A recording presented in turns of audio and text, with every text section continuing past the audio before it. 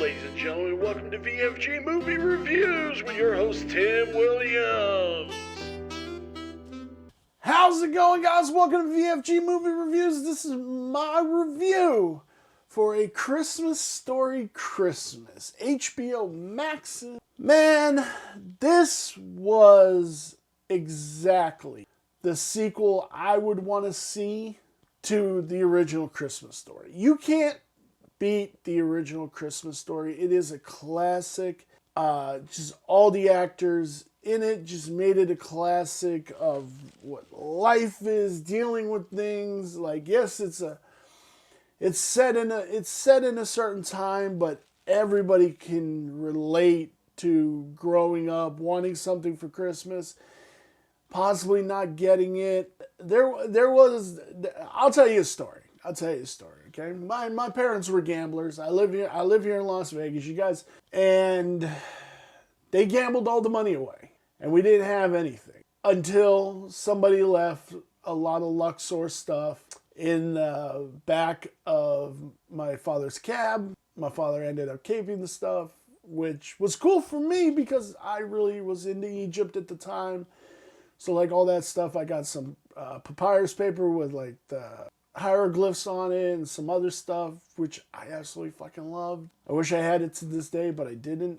And it was awesome. And they ended up winning a bunch of money also, which kind of saved our Christmas and shit like that. And it was one of those moments that, like, I still hold resentment towards my parents for, that they gambled our Christmas money away. And I know Christmas isn't about the gifts that you get. It's about being with your family, loving your family, and that's what it's about.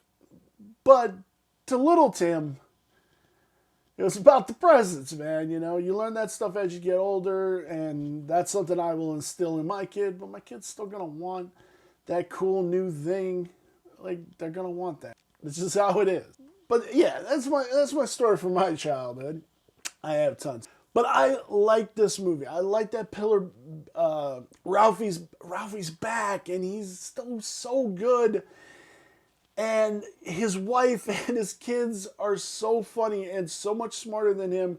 The basis around this movie is that he saved up a bunch of money, and he quit work, and he was working on his writing career, and he just can't get it off the ground, which ultimately pays off at the end of this movie. But it's so cool to see Zach Ward back as Scud Farkas in a very meaningful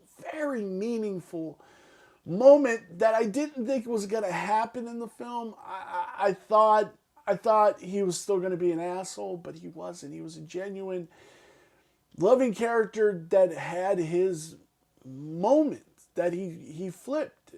And I'll get into that in a second.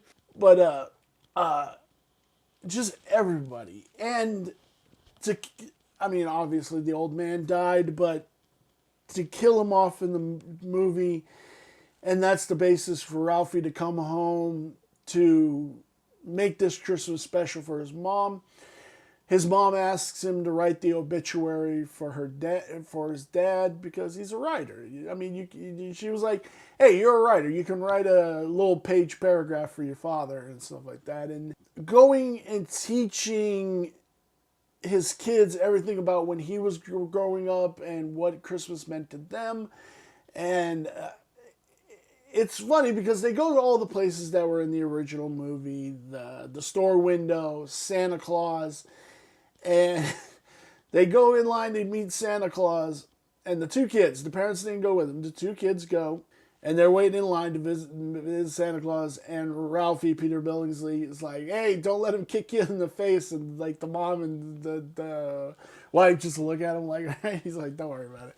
It's just one of those funny little moments, and then the mom and the wife go, and they're drinking in the bar as he's scrambling around getting all their Christmas gifts. Their Christmas gifts end up getting stolen because their car's a piece of shit. the radiator's going out.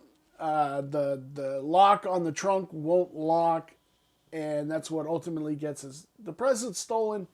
But he gets the Christmas tree up and they're having that moment and the star breaks and he has to go steal the star from Flick's bar, who was his buddy, and he breaks in to steal this star, but he's like, I need it for my family. He's just like, he's at the point that he just needs this. All this shit has gone wrong, and he just needs this one thing, and he gets stopped by a cop, but it's Officer Scott Farkas, and in a very serious moment, he's explaining to Ralphie how him getting beat up changed his life, that he didn't want to be that bully anymore. He wanted to do right. He wanted to be a good person. And that's what ultimately made him become a cop. And instead of taking him to jail for breaking and entering, he took him back home, gave him the star, and he's like, I'll give it back to Flick in the morning. But it was such, and being such a fan of the original movie, it was so cool to see that moment, to see that like click, and to see them back in these roles. This was the true successor. I guess there was a part 2 to the show movie, but it fucking sucked or whatever. This is the true successor to this movie, and I absolutely loved it. Where does this lie on my 5-star review scale? This is a 3.5-star movie. It's brilliant. Piers Billingsley, you are awesome. I'm glad to see you back. I'm glad to see just everything. Thank you so much for watching this review, guys. And I will see you in our next review. Bye.